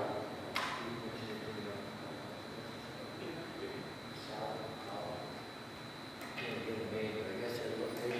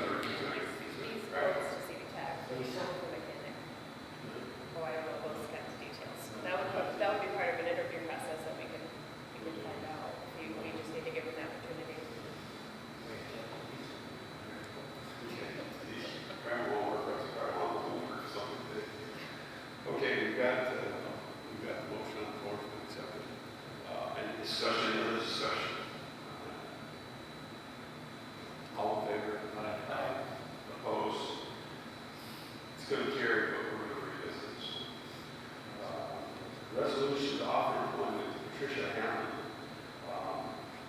as a part-time on-call senior bus driver at $16 per hour with benefits. Can I have something with that? Second. Something second? Okay. Any discussion? Laura, did you second? I'm sorry. Yes, Laura. Any discussion? This is my battery on this thing. Ms. Hamlin, part-time. On-call senior bus driver 16, okay. All in favor? Aye. Opposed? Carried. And let's see here. Resolution authorizing the following expenditures for hotel and training in New York for John Porter and Colby Culver. This is part of the highway school, the 2026 highway school on June 1st to 3rd at $175 each, $350. Well, 175 entry is 175 each, 350.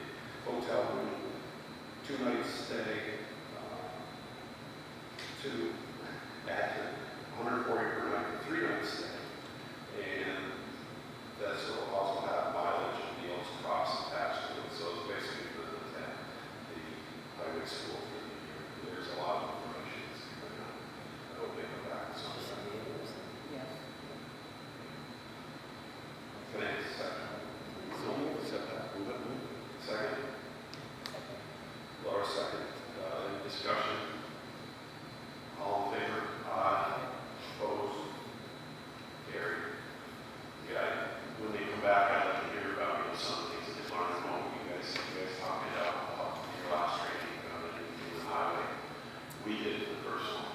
There wasn't a ton of highway. No. A lot of like the week during budget season. Okay. Not much of it. Yeah, we have long solution on highway, so we just find out what we're talking about. Resolution authorizing the purchasing agent to issue a purchase order with Trojan Technologies in the amount of $37,809.86 for 30 lamp kits, a sensor assembly, cleaner and a canister assembly. Freight will be additionally charged. Funds to come from budgeted funds.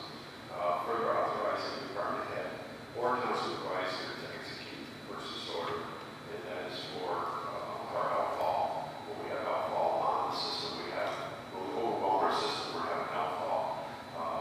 This is extremely important to us to have the UV ray system there ready to go. So that's what we're doing. Basically doing the annual rebuild. Any discussion about that? Can I move first? Second. Second. Any discussion on that?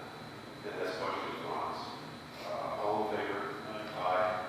Opposed? Carried.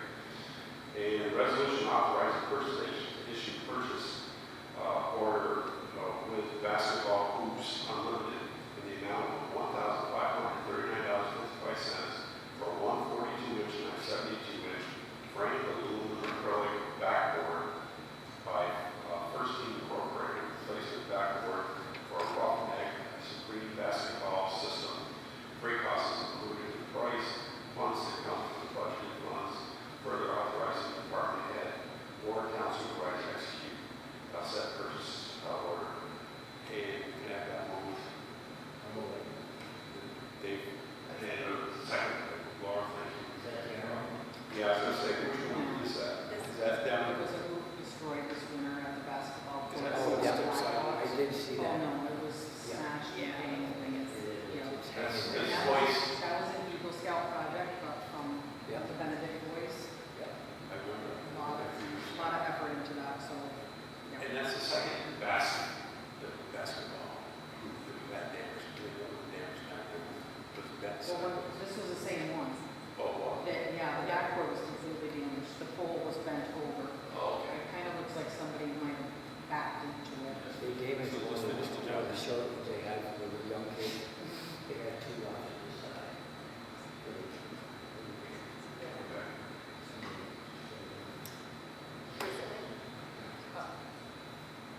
Sal said the pool was like, it'll be okay. He thought that it was. So we just put it back. Yeah. speak to that, I understand. Yeah, but this is what the first one, so, but then it knows, okay. Just wanted to make sure. We're checking it. Okay, all in favor? Aye. Opposed? Carried. And I guess we gotta make sure, see, for a very long time, the baskets have been done really well. People treat them correctly, so. Very, very popular. Yeah, it's very hot. Resolution authorizing the following budget transfers. If you can look over budget transfers, if you have any questions, I'll take them over.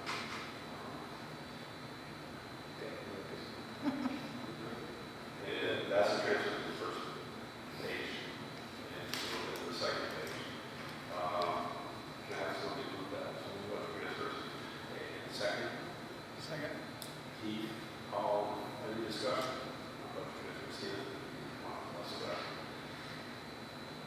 All in favor? Aye. Opposed? Carried. Then we have a resolution authorizing the following budget adjustments, and they're listed here. Where adjustments are made. Any of those?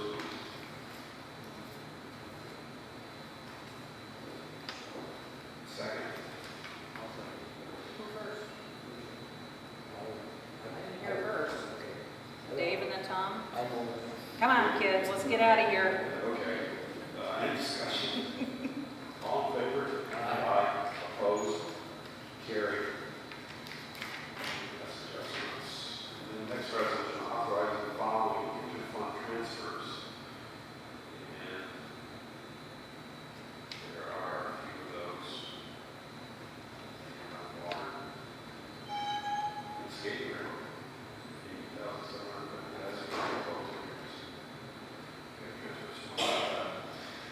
Okay, I have a move. Second?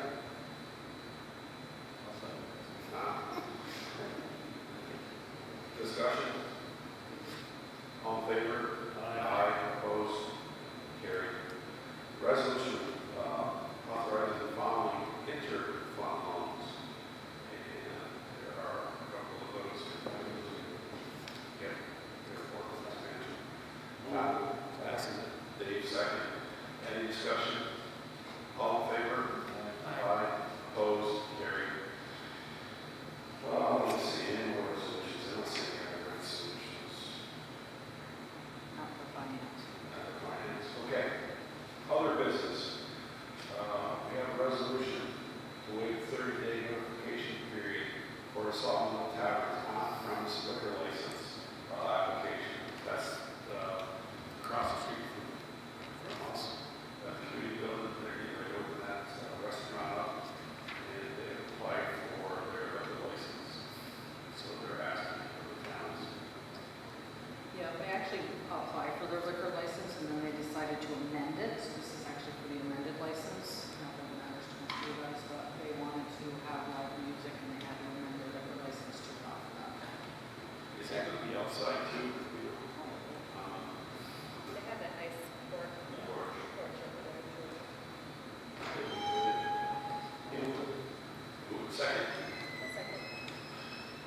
Any discussion? All in favor? Aye. Opposed? Carried.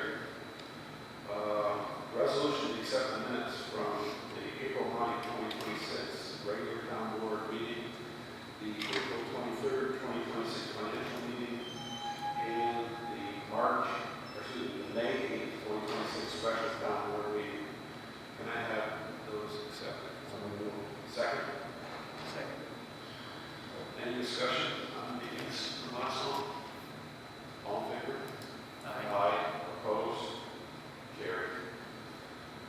Okay. Resolution to pay the abstract. Second. Second. Any discussion? All in favor? Aye. Opposed? Carried. Resolution to accept the supervisor's report is submitted. Second. Any discussion on that? All in favor? Aye. Opposed? Carried.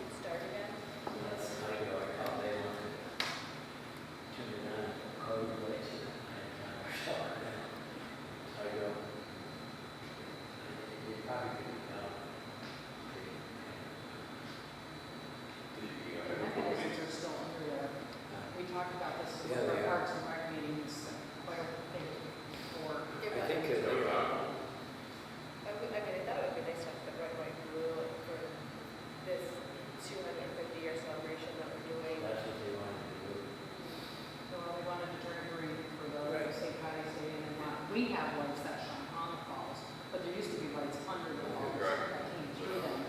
And I've been told the fixtures are still there, but did we actually talk with Hydro? Because I have to. Somebody did, and I had Tom Sullivan look, and he said that it could be done. Yeah. But it has to be hydro. I think we need to call Mike. I don't know.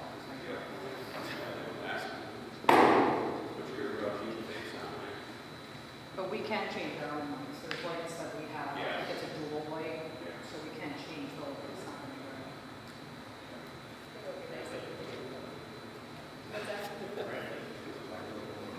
What was it I did want to say? Anything else? Matthew is not here with us. Any further discussion before this board, before we?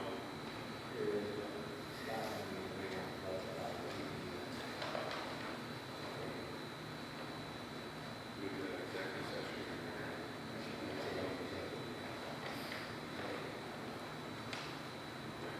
We'll go for executive here. We'll have to ask everybody to leave, probably. Or you can do something after financial meeting next week. What's it? Oh, yeah, next Are you willing to find out? I would, yeah. Oh, you don't have to make a decision. You get the general consensus of the board. They, what he's talking about, some of the board knows is, officer. He hasn't made the application. He's made it now, but he hasn't turned it in. Right. He came to me, he is thinking about leaving, Tiger I Police think Department. that's a personnel thing, and I think that's an executive session. Yeah, I do too. That is an executive. Okay, well, so why don't we put this down for next week? All right, Let's put it down next week. I got general feeling. Okay. Yeah, I'll tell you, I'll.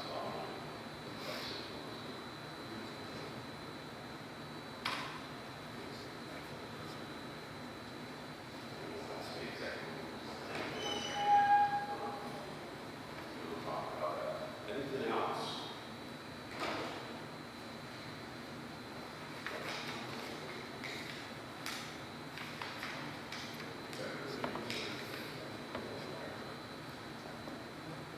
Any closing comments from the public? Everyone wants to go home. Yes, ma'am. Great. Information, we were talking about the bridge being done. Yes. So you didn't really know a timeline. Yeah, no, It this one. starts in March. I don't remember what time when I was in here, it just felt like that one just lasted forever. I don't remember what the time, does anybody remember the timeline? Yeah, it was 90 days. It was, okay, 90 days. Well, March, April, May, okay, maybe if it gets delayed a little, I'm worried about 4th of July. We are. Okay, well, I just want to make sure that we're discussing this, because if not, can we just start in July? Go through, like after that? That would be a discussion That is we a big have. draw, and it is a big thing that brings in revenue for You're absolutely us. correct. So. That's exactly what we're talking about. And like you were saying, that one, I think, was a little easier, maybe not easier, but you were saying there's a lot of issues with that bridge and the way they have to do things, that yes, the Alexandria Bridge might have taken 90 days, but what's to say this one is 120, 100, oh, now it's going to be 90 to 100 days, but then they come into it and now it's 120, 150 days.